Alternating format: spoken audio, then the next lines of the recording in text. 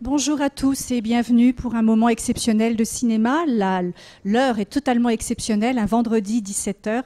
Je voudrais remercier le Théâtre Sorano et le Muséum d'Histoire naturelle de Toulouse qui nous ont permis de construire ce moment de cinéma. La Cinémathèque de Toulouse a 50 ans, quasiment jour pour jour. C'était le 12 février 1964. Nous sommes le 14 février 2014 et je vous demande de faire une ovation à celle qui a accepté de revenir à la Cinémathèque de Toulouse, Isabella Rossellini.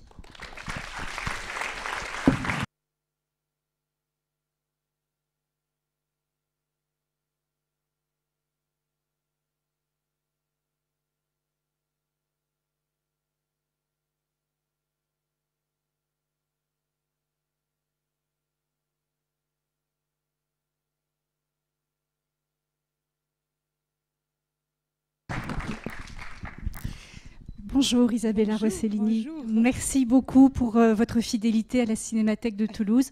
Vous étiez venue en juillet 1997 en compagnie de Daniel Toscan-Duplantier et vous nous faites l'amitié et l'honneur de revenir. Oui, voilà. C'est un plaisir d'être là. Merci de m'avoir invité. Mais pour nous, c'est un très beau cadeau d'anniversaire. Merci beaucoup. Encore une fois, merci à Ghislaine Goubi qui est là-bas au bout, là, qui se cache. Deuxième opération avec le Théâtre Sorano pour la Cinémathèque de Toulouse. Deuxième rencontre entre théâtre et cinéma. Alors, je rappelle juste que Isabella Rossellini a une après-midi, une soirée très chargée. Donc, on va respecter impérativement les horaires. Voilà. Donc, nous allons parler de cinéma. Ici, oui. Isabella, parler de votre carrière, bien sûr, de votre parcours, et peut-être de, comment dire, de cette complicité que vous avez avec le cinéma depuis toujours, puisque c'est un peu dans la famille, non? Oui, très dans la famille. Mes parents étaient des cinéastes, les deux, oui, oui. Et c'est avec eux que vous avez découvert le cinéma. En même temps, c'est compliqué, j'imagine, pour vous, parce que... J'ai pas vraiment découvert le cinéma. Je suis grandie avec le cinéma. Donc, je me souviens pas un jour où je dis oh, il y a le cinéma, c'est ça que j'aime. C'était pas une révélation. Mon grand-père avait construit les cinémas, il était architecte, il avait construit les premiers cinémas de Rome. Et c'est comme ça que mon père est devenu cinéaste. Ça lui a plu. Il rentrait dans les cinémas parce qu'il était le fils de l'architecte. Donc, il voyait les cinémas et il a décidé de faire le cinéma. Et ma mère, au lieu, elle a eu cette révélation. Son père était photographe au début du siècle à Stockholm. Ma mère est suédoise. Et elle, vers 12 ans, elle est allée la première fois au théâtre.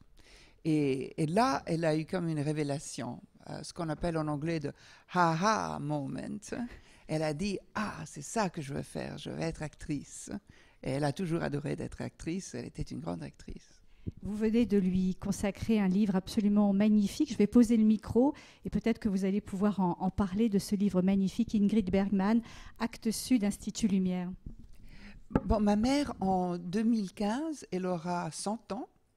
Et donc, on a voulu célébrer la mémoire de ma mère avec ce livre que j'ai fait avec un éditeur allemand qui s'appelle Lothar Schirmer, qui est un éditeur qui est beaucoup dédié à l'art. Il fait des éditions d'art et surtout de photos.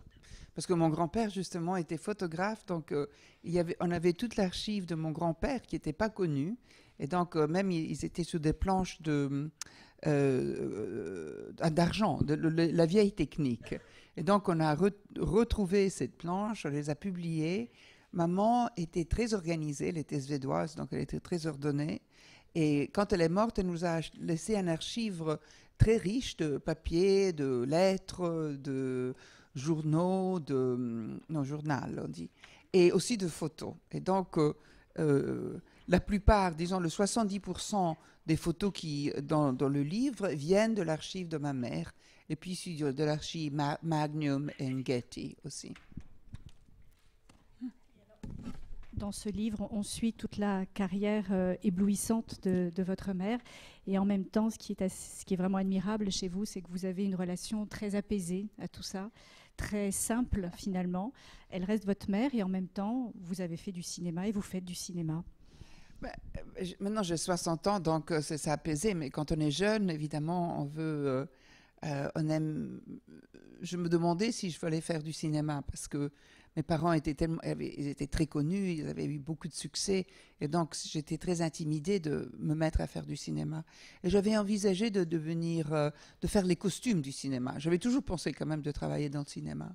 Et donc, je suis allée à l'école, j'ai étudié à Rome, je suis romaine, je suis née à Rome, à l'Accademia di Costume e Moda. Donc, c'est une académie, une école pour la mode et les costumes. Et puis, j'ai commencé à travailler avec la mode et ça m'a amené à devenir mannequin.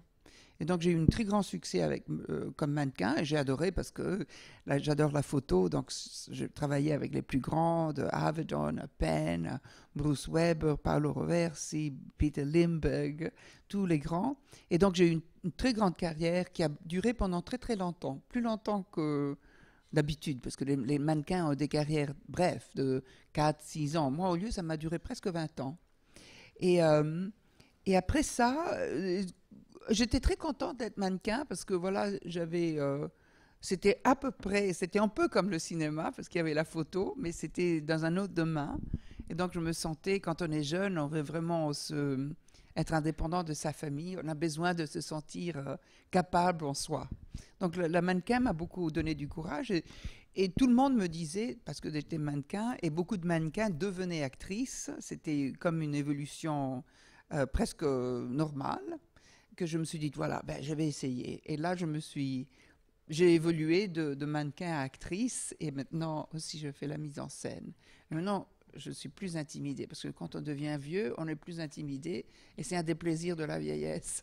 Une grande liberté. C'est ça? Une grande liberté qu'on acquiert avec l'âge. Ouais, c'est quand on lit vos interviews, je trouve que c'est ça qui est vraiment frappant, c'est cette grande liberté qui transparaît à travers les entretiens. Alors quand vous commencez à être actrice derrière la caméra, se pose la question de choisir les films, j'imagine. Alors, vous avez joué dans des films extrêmement divers, avec des nationalités aussi, dans des nationalités très différentes. Alors, vous allez peut-être me dire que chaque film a son histoire et il n'y a peut-être pas... Oui, mais il y a l'histoire choisissez aussi que... Moi, j'ai vécu aux États-Unis. Je suis allée là quand j'avais 19 ans. Et donc, j'habite aux États-Unis, à New York, depuis 45 ans. Et qui a fait que j'ai eu une carrière plus américaine qu'européenne. Donc, j'ai fait plus de films américains. Mais les Américains, en général, n'aiment pas tellement les étrangers, les accents. Donc, je crois que mon métier de mannequin m'a beaucoup aidé à me faire accepter. Parce que mon visage était très familial. Quand ma mère était devenue actrice, elle avait aussi un accent, elle avait un accent suédois. Mais à l'époque, tout de suite après la guerre, tout Hollywood était fondé par des immigrants européens qui s'échappaient de la guerre. Donc même Cary Grant, Hitchcock, les grands de Hollywood étaient des Européens, ils avaient des accents. Et c'était plus accepté que plus récemment, dans les années 80, où moi j'ai commencé ma carrière.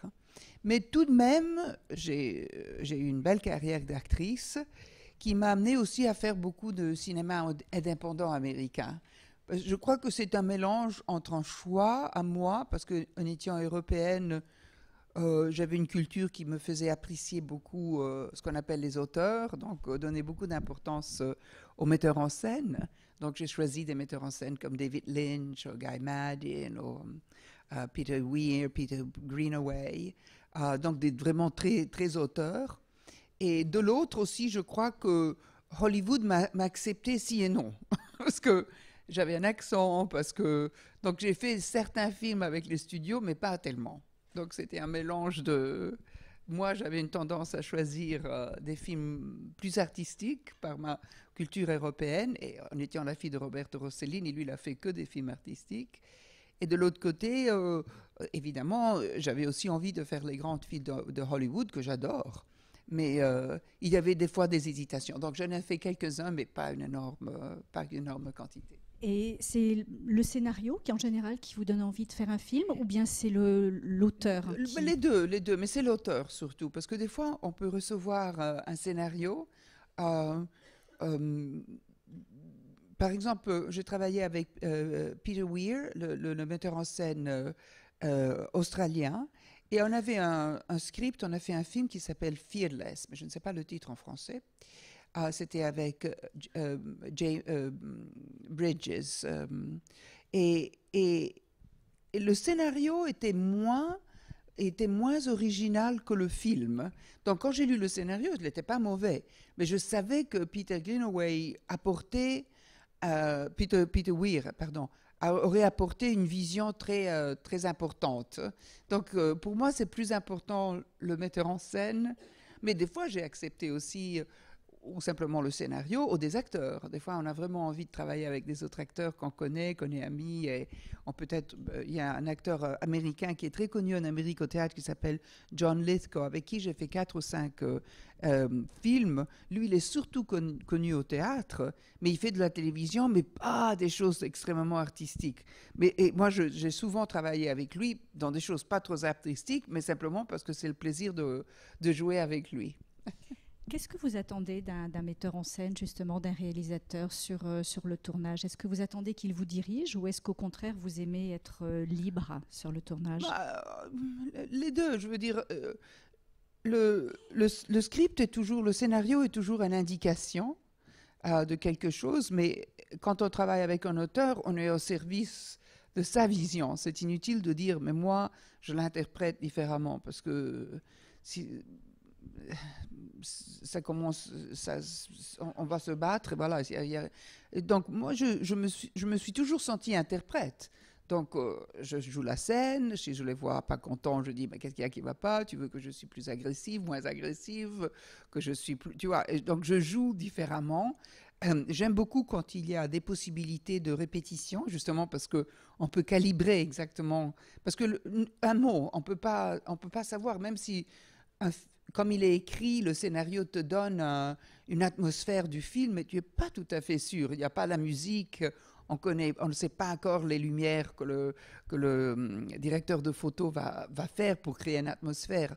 Donc, c'est un ensemble. Quand on fait un film, c'est un ensemble. Moi, je crois qu'il faut collaborer. Et je vois le metteur en scène comme un directeur d'orchestre. C'est inutile que je joue sur un autre rythme parce que je le trouve mieux, parce que je vais sortir de l'orchestre et mon jeu va être pas, il va être pas, et ça va pas s'intégrer. Donc moi, je me sens complètement interprète. Je fais ce qu'ils me disent de faire. Et vous aimez bien répéter? Oui, j'aime bien répéter parce que bon, surtout, on est un peu timide, c'est normal. Donc, quand on répète, on se relaxe devant l'équipe, parce que la troupe, c'est toujours souvent 50, 150 personnes. Donc, quand même, il y a toujours un regard, il y a tous ces yeux qui te regardent. Et toi, tu dois, je sais pas, pleurer dans un coin très privé. Donc, quand même, avoir un tout petit peu d'intimité, les sentir ses amis, ça aide. À moi, ça m'aide la timidité. Connaître aussi un peu mieux les acteurs, parce que souvent on ne se connaît pas. Et surtout comprendre quel est exactement ce que le metteur en scène aime. Chaque metteur en scène dirige différemment. Il y en a qui sont très précis, ils arrivent bien à expliquer avec les mots. Il y a des autres qui n'arrivent pas à bien expliquer avec les mots, mais par exemple, David Lynch a beaucoup d'émotions, donc il n'arrive pas vraiment à dire ce qu'il veut, mais on le voit, il devient tout sérieux si ça ne lui plaît pas, ou il est tout content et très souriant quand quelque chose ça lui plaît. Donc, on suit un peu son humeur pour comprendre exactement quel est le ton qu'il veut que je joue pour le personnage. Oui. Alors, il y a des micros, si vous voulez poser quelques questions à Isabella Rossellini, bien évidemment. Alors, là-haut, voilà. Bonsoir. Bonsoir. Vous avez été la compagne de Martin Scorsese. Je voulais savoir pourquoi justement vous n'avez pas tourné avec lui. Oui, on était mariés, Martin et moi. On s'est mariés en 80... Non, pas 80, 79. Et à ce moment-là, je n'étais même pas mannequin. J'étais même pas actrice, j'étais pas actrice et j'étais pas mannequin. J'avais 27 ans. Je commençais parce que je suis allée aux États-Unis. Disons mon idée de devenir, de travailler dans le cinéma et faire les costumes, si on peut passer, parce que bon, on était mariés avec Martin. Martin habitait à Los Angeles, mais on est allé vivre à New York, donc c'était tout nouveau pour moi, je ne connaissais personne, et donc quand j'ai eu l'occasion de travailler comme mannequin, parce qu'en mannequin, on vous choisit, hein, il n'y a pas... Donc voilà, j'ai dit oui. Mais c'était vraiment au début de ma carrière. Soit comme mannequin, j'ai commencé très tard, justement à 28 ans, Et l'actrice, je l'ai commencé quand même à 31 ans. Et on n'a pas travaillé ensemble parce que j'étais sa femme. Je ne savais pas que quelques années plus tard, j'aurais été une actrice. Et quand je suis devenue actrice, on était déjà divorcés. Donc maintenant, il ne veut plus de moi, ni comme actrice, ni comme femme. D'autres questions? Oui. C'est encore une question familiale. Je crois que vous avez tourné au théâtre, vous avez joué au théâtre avec votre maman, Tes Sympathies, je crois. Non, j'ai jamais joué avec ma maman. Maman est morte quand j'avais 30 ans. Donc, elle a vu vraiment le début de mon succès comme mannequin. J'ai jamais travaillé au théâtre avec ma mère. Ma mère a joué un film en Italie quand elle était assez âgée avec Liza Minnelli, dirigé par Vincent Minnelli, le père de Liza. Liza venait d'avoir l'Oscar pour Cabaret. Et donc, elle avait beaucoup de pouvoir à ce moment-là. Et donc, elle rêvait de travailler avec son père.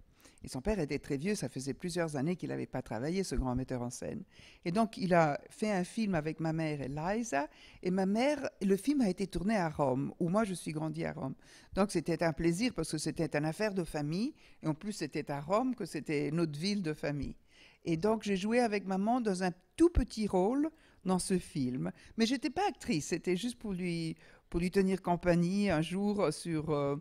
J'étais très embarrassée parce que dès que je suis arrivée, il y avait plein de paparazzi parce que justement, ils disaient la fille, peut-être, elle va devenir actrice. Et moi, je n'avais pas décidé du tout, j'étais tout petite. Je n'étais pas si petite que ça, j'avais 18 ans, 19 ans, mais à ce moment-là, j'avais pensé, non, jamais je vais faire de l'actrice, ni le mannequin, je vais faire des costumes.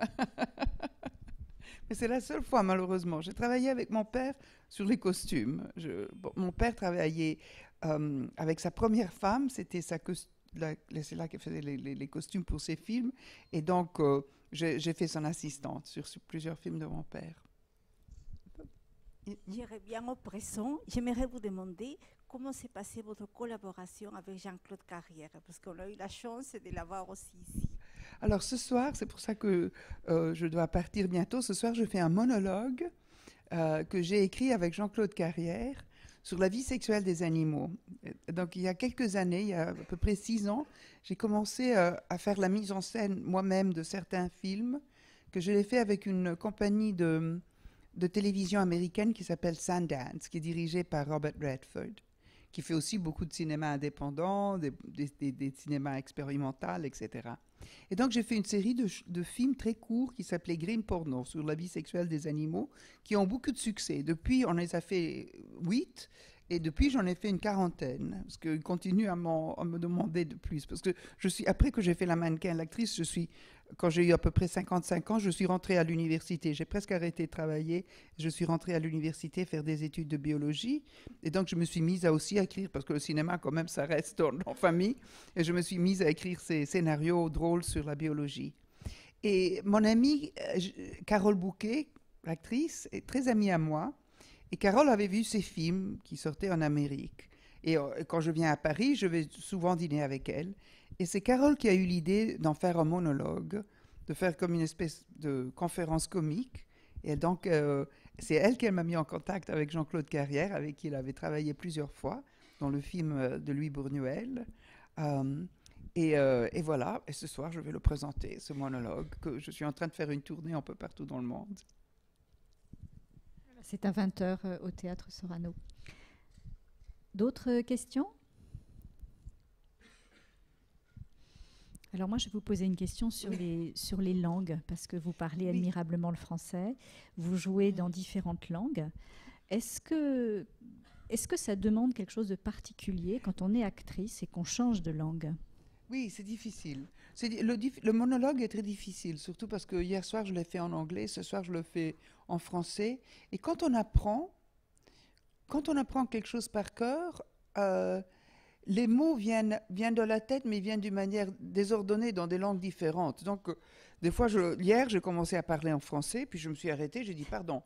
Non, ce soir, c'est en anglais. J'ai sûr qu'aujourd'hui, de temps en temps, l'autre jour, je faisais le spectacle en anglais, et tout d'un coup, le mot hippocampe Non, attendez, comment est-ce qu'on l'appelle hippocampe? Parce que là, vous voyez que je fais confusion. Hippocampe en français, j'arrivais plus à penser en anglais. Ça me venait en français. Mais j'avais un vide. Ben alors je l'ai dit en français, et puis quelqu'un m'a dit seahorse. J'ai dit voilà, c'est ça, seahorse, je m'excuse. Donc c'est difficile. Dans la vie, en famille, on mélange beaucoup, parce que tout le monde en famille parle. On est une famille, disons, plus italienne, même si maman était suédoise, mais elle parlait très très bien l'italien. Donc quand on est grandi, on parlait l'italien. On a passé beaucoup de temps en France, parce que la France était un pays qui adore le cinéma. Mon père était le bienvenu en tant qu'auteur, et pas quelqu'un qui avait beaucoup de succès, ce qu'on appelle les Américains de box office.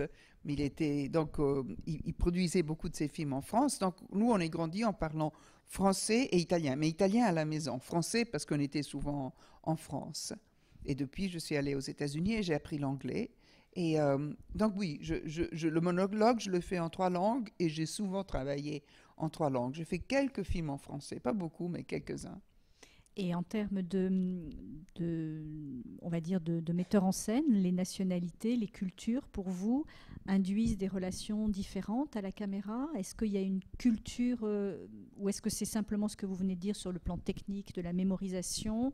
Non, sur le plan technique de la mémorisation, non, je ne vois pas tellement qu'il y a des fois un tout petit peu, pas tellement vraiment, mais quand même, il y a un tout petit peu de différence d'organisation. Par exemple, en Amérique, quand on travaille, c'est très difficile. Parce qu'en France, on travaille 10 heures, non? Et puis on arrête. Alors, on n'est jamais trop fatigué. En Amérique, il y a ce qui s'appelle le turnaround, que ça veut dire que tu travailles jusqu'à que tu as fini ce que tu es prévu. Mais si tu as des problèmes, tu peux travailler 18 heures, 20 heures de suite. Et puis, dès qu'il dit « it's a wrap », que c'est une phase connue dans le cinéma, ça veut dire la journée est finie. Vous, comme acteur, vous avez 12 heures de repos. Mais donc, il y a des fois des journées qui sont de 20 heures et on meurt de fatigue. Et alors là, je suis très admirative des acteurs, surtout qui font les séries de télévision, parce quand même, ils tournent 1 heure par semaine. Et donc, ça fait très souvent, ça fait des très, très longues journées. Et ils arrivent... parce que puis on dort. Alors, on commence le lundi à 7 heures du matin, mais quand on arrive le vendredi, parce que c'est comme avoir les jet lag. On se retrouve à dormir la nuit, on mange dans des heures différentes, parce que la journée n'est pas faite normalement. Tu dis, on mange à 1 heure, puis on dîne à 8 heures. Tout se décale pour ces 12 heures, mais qui peuvent tomber n'importe où dans la journée. C'est un enfer. Ça, c'est un enfer, vraiment. Lorsqu'on est en Europe, ça n'arrive pas. Ça, c'est la grande différence. Oui. Question de rythme. D'autres questions? Non? Alors, on vous a posé une question tout à l'heure sur l'écriture des scénarios pour le cinéma. Qu'est-ce qui vous a donné envie de faire cette série Green Porno? Parce que là, il y a les animaux, bien sûr, vous allez en parler tout à l'heure, mais il y a le cinéma. Vous passez de l'autre côté de la caméra. Oui. L'idée était venue à Robert Redford quand l'Internet a commencé de faire... il y a 5 ou 6 ans, hein, donc on imaginait que l'Internet ou que les iPhones avaient une programmation qui était différente de la programmation de la télévision. On imaginait que c'était un nouveau écran et on pensait que cet écran pouvait avoir des produits différents de ce que ça existe déjà, soit dans le cinéma, parce que quand même le cinéma dans grands écrans, c'est un tout petit peu différent de la télévision, et donc on avait imaginé que le petit écran aussi pouvait avoir une production à lui-même. Et YouTube commençait de fonctionner, et la chose qui était plus populaire dans YouTube, c'était les films très courts. Alors Redford est devenu très enthousiaste de l'idée de relancer le format de films courts, parce que dans le cinéma, les films courts, ça n'existe pas. Au moins, aux États-Unis, pas du tout. Peut-être un tout petit peu plus ici, mais quand même, ça n'existe pas. Très souvent, les films courts sont faits par des étudiants pour présenter leur talent, pour voir de trouver de l'argent pour faire un film plus long. Sinon, le film plus court qu'on peut faire en télévision, c'est une demi-heure, disons. Ça, très souvent, au moins aux États-Unis, c'est très réglé parce que la télévision est interrompue par la publicité. Et donc, lui, Redford était ravi de l'idée de relancer le film court qu'ils avaient eu un énorme succès au début du cinéma, pendant le cinéma muet. Et je ne sais pas pourquoi ils m'ont contacté à moi. Moi, j'avais fait un film qui s'appelait Mon père à 100 ans. C'était une vingtaine de minutes, mais je l'avais écrit. Et mon père, donc cette année, j'ai fait le livre sur ma mère. Et en 2006, mon père aurait eu 100 ans. Et donc, je savais qu'il y avait des rétrospectives sur mon père. J'avais fait un film assez surréaliste sur mon père, qui était un énorme ventre, parce que mon père était gros et il parlait. Et moi, je jouais tous les autres metteurs en scène qui discutaient avec mon père. Qu'est-ce que c'est l'essence du cinéma? J'ai joué Fellini, Hitchcock, Chaplin et même Selznick. Et Redford a beaucoup aimé ce film. Donc, il l'a acheté pour sa chaîne de télévision. Et puis, il m'a proposé de faire des films courts. Il a dit, mais tu peux écrire, tu peux faire la mise en scène. Bon, j'ai dit, mais je n'ai jamais pensé. Mais en effet, j'avais pensé quand j'étais petite, parce que j'ai eu toujours cet intérêt pour les animaux. Et alors, je lui ai dit, peut-être, tu sais, je peux faire des films sur la vie sexuelle des animaux. Pas parce que ça m'intéresse particulièrement la vie sexuelle, mais je sais que la plupart des gens sont intéressés au sexe. Donc, je dis, voilà, on va se concentrer sur la vie sexuelle des animaux, qui est très étrange, parce qu'il y a 1000 manières de faire des bébés. Et on a fait cette série. Mais on ne s'attendait pas à tellement de succès. Maintenant, 6 ans plus tard, un monologue qui m'amène partout dans le monde. N'hésitez pas, hein, si vous voulez, avant qu'on se rapproche tout doucement de Blue Velvet, peut-être encore une dernière, il y a encore 2 dernières questions. Attendez, madame, le micro est derrière vous et il va arriver ensuite à vous. Bonsoir, juste pour l'actualité, savoir si actuellement vous avez des projets en cours et peut-être nous en parler un petit peu pour nous tenir au courant. Merci. Arte Arte, la chaîne de télévision française, m'a proposé de continuer ma série de films courts. J'ai fait une série pour eux il y a 1 an qui est sortie sur l'instinct maternel. Il s'appelait Mamas, qui est sorti mai dernier. Mais là, je suis en train de voyager sur une 30aine de villes. Je n'arrive pas, quand je voyage, à écrire. Je suis très envieux des écrivains. Une fois, j'ai fait un film de Mario Vargas Llosa. Et Mario voyageait avec nous, avec l'équipe du cinéma.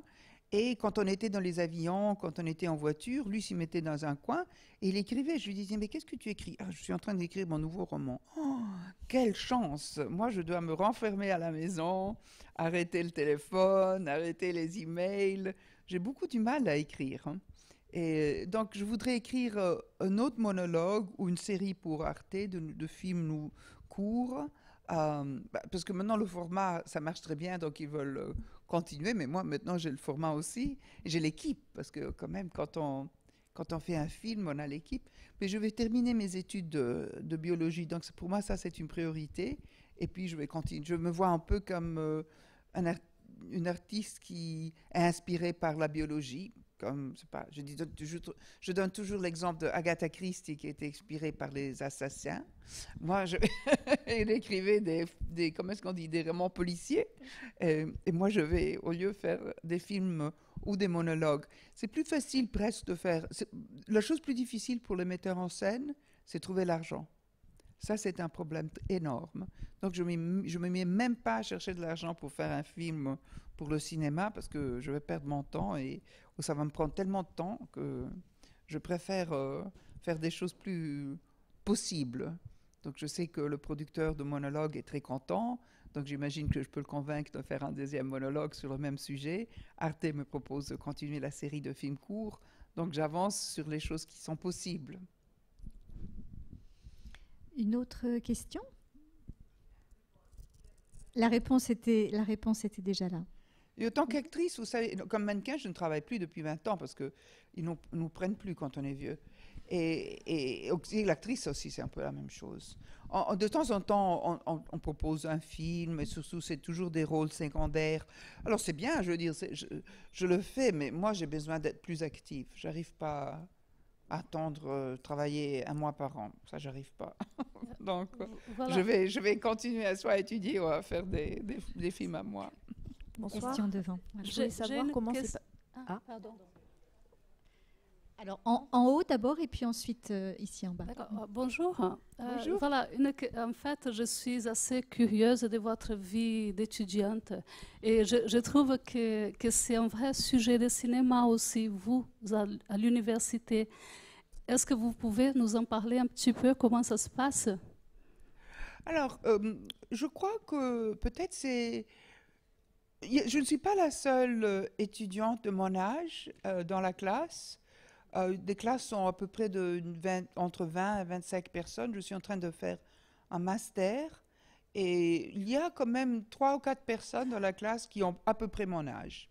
Et nous avons une biographie très commune. Il y en a une carrière dans des autres... il y a d'ailleurs une femme qui travaillait pour Lancôme. Moi, pendant très très longtemps, j'ai fait la publicité de Lancôme. Il y a une femme, je ne l'ai pas connue à l'époque, qu'elle avait travaillé pour Lancôme, mais elle était très intéressée aux animaux. Ce qu'on étudie en réalité, c'est un master en éthologie et comportement animal. Donc, je le fais très doucement. Je veux dire, si j'étais étudiante à temps plein, j'aurais fini mes études dans 2 ans. Et là, parce on doit prendre au moins 4 cours par semestre. Moi, j'arrive à prendre 1, des fois 2. Parce qu'avec les voyages, le théâtre, le monologue, j'arrive pas à être étudiante, j'arrive pas. Et donc, ça va prendre 4 ou 5 ans, je sais pas. Mais tant pis, je veux dire, moi, je suis contente, comme ça, je fais les deux. Ça m'amuse d'étudier et de travailler.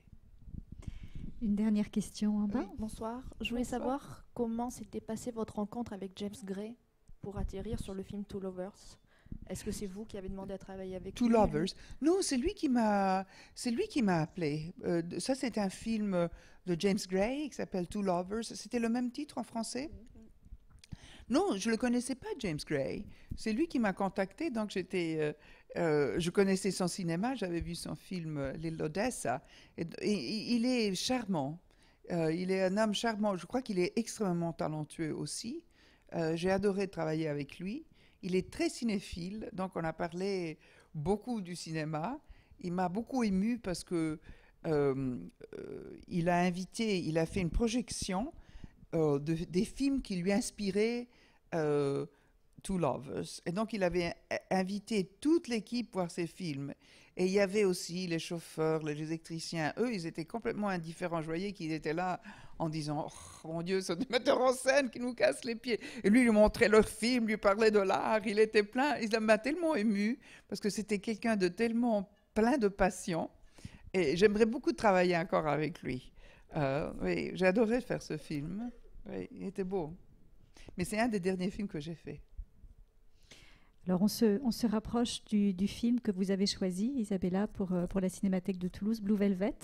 Vous avez choisi tout de suite ce film. Alors, je vous laisse le présenter. Évidemment, on vous demande pourquoi vous avez choisi ce film. Nous, on sait peut-être un petit peu pourquoi, mais peut-être que...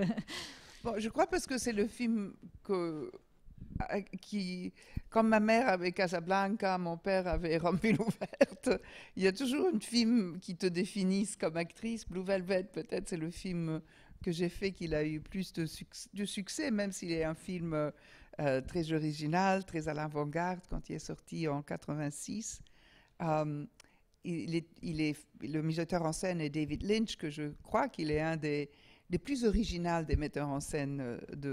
Et quelque part, je disais toujours que David me faisait penser à mon père, parce que comme mon père, même s'il faisait un cinéma complètement différent, mon père faisait du cinéma très réaliste, et David fait un cinéma très surréaliste, mais les deux, ils étaient très originaux, comme s'ils avaient commencé les deux une nouvelle manière de faire du cinéma, comme si les deux avaient commencé un style de cinéma. D'ailleurs, des fois, on voit des films et on se dit, tiens, je suis sûr que ce metteur en scène est influencé par David Lynch. Comme des fois, je vois des films et je dis, tiens, ce metteur en scène est influencé par mon père. Un de ceux, ça, c'est James Gray, par exemple. Je suis sûr qu'il adore, je sais qu'il adore mon père, mais peut-être moins David Lynch, parce qu'il est moins surréaliste.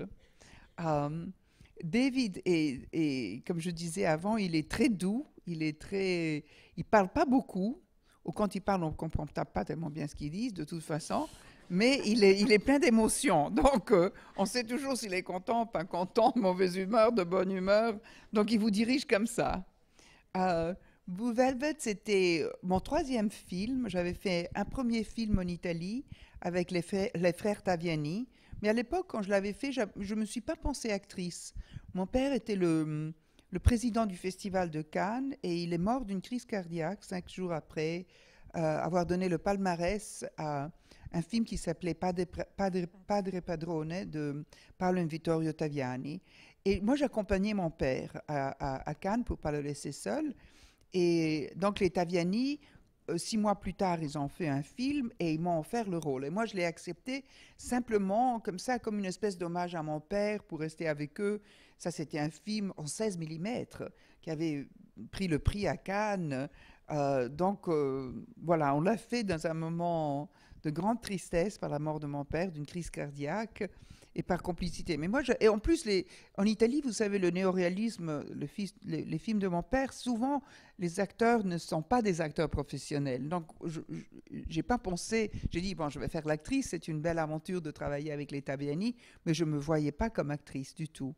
Le premier film que j'ai fait en tant qu'actrice, c'était un film qui s'appelait en anglais White Nights avec Baryshnikov, le danseur, et Gregory Hines. C'était un film sur la danse. Et avant que le film sortait, je suis rentrée dans un restaurant et j'ai rencontré David Lynch. David Lynch était assis à une table avec un des membres de la famille de Dino De Laurentiis, le grand producteur italien. Et moi, j'étais à dîner avec la femme de Dino De Laurentiis, Marta. Et donc, on s'est mis tous ensemble. Et David Lynch m'a commencé à dire, mais tu as fait un film avec Helen Mirren, parce que le film que j'avais fait avec Baryshnikov et Gregory Hines avait aussi Helen Mirren. Je veux Helen Mirren pour mon prochain film Blue Velvet. Tu peux l'appeler parce qu'elle ne veut pas le faire, elle ne me répond pas. Tu me donnes son numéro de téléphone. Il m'a insisté, il a insisté, il a insisté. Et je lui ai dit, mais non, je ne sais pas, je ne savais même pas qui c'était David Lynch, mais il était sympathique. Et puis le jour suivant, j'ai reçu le scénario avec un petit mot en disant, en réfléchissant, je me suis dit que peut-être tu veux jouer le rôle parce que j'arrive pas à obtenir Helen Mirren. Et donc j'ai lu le script qui m'a beaucoup plu, mais en même temps, le film demandait de la nudité, je joue un personnage sadomasochiste, c'est-à-dire c'était un peu choquant. Et donc je lui ai dit, mais est-ce qu'on peut répéter ensemble les scènes, mais pas avec, parce que des fois quand on nous demande comme acteur de jouer les scènes, on ne les joue pas avec un autre acteur. C'est très important de jouer avec un autre acteur parce que c'est pas qu'on joue seulement, mais aussi on réagit. Et des fois, quand on a quelqu'un qui blablabla, il lit le texte comme ça, c'est difficile d'avoir une réaction spontanée. Et donc, David a appelé Kyle MacLachlan, qui est dans le film, et moi et Kyle, nous avons joué chez Kyle, à l'hôtel où il était. On a joué pour David beaucoup des scènes, même les plus difficiles, les scènes d'amour, hein, pour voir si ce qu'il avait dans la tête, c'était correct. Moi, j'avais eu l'impression que Dorothy Valance, mon personnage, était quelqu'un qui avait ce qu'on appelle le Stockholm Syndrome. Vous savez, les gens qui sont battus et qui deviennent eux-mêmes, commencent à se punir. Non, c'est une maladie mentale. Non? Et moi, j'avais vu le personnage comme ça. Mais je n'étais pas sûre, en lisant le script, peut-être, au lieu, parce qu'elle est très sexuelle, le personnage, peut-être elle est une femme très agressive sexuellement, mais moi, je ne l'avais pas vue comme ça. On peut dire qu'elle est agressive, mais elle n'est pas agressive, la raison. Et David a dit, moi, je ne sais rien savoir de toutes ces raisons psychologiques que tu lui donnes, mais j'aime beaucoup ce que tu fais, donc tu as le rôle. Et il m'a offert le rôle. Et David n'aime pas tellement quand les acteurs lui racontent trop, parce que nous, on fait tout un scénario derrière. Nous, on dit, alors Dorothy Valance, elle est nena, elle avait un père comme ça, elle avait une mère comme ça. Non, pour créer un personnage, nous, acteurs, on doit créer une histoire autour de notre personnage. Ce n'est pas seulement ce qu'il y a écrit dans le script. Mais David ne veut rien savoir de ça. Et voilà, comme ça, j'ai eu le rôle. Et quelques mois plus tard, on a tourné le film en Carolina, dans un studio que Dino De Laurentiis avait. Et le film, quand il est sorti, il a été... certains l'ont très bien reçu et certains l'ont très condamné. Donc ça a été très difficile. Surtout, il était très condamné. Les gens qui ne l'aimaient pas, ils n'aimaient pas ce côté très sexuel du film. Et donc, toutes mes scènes. Donc, moi, j'étais très attaquée et ça a été très dur. Donc, je suis bien contente maintenant qu'il est considéré un classique. Comme un classique et comme un film important de l'histoire du cinéma américain et un moment évidemment très important de votre carrière. Isabella Rossellini, je crois qu'on va vous laisser tranquillement rejoindre le Théâtre Sorano pour être à l'heure tout à l'heure sur les planches. Dire qu'après le spectacle Sorano, vous serez également au Muséum de Toulouse, je crois, pour une rencontre. Nous vous remercions tous très sincèrement d'être passés par la Cinémathèque.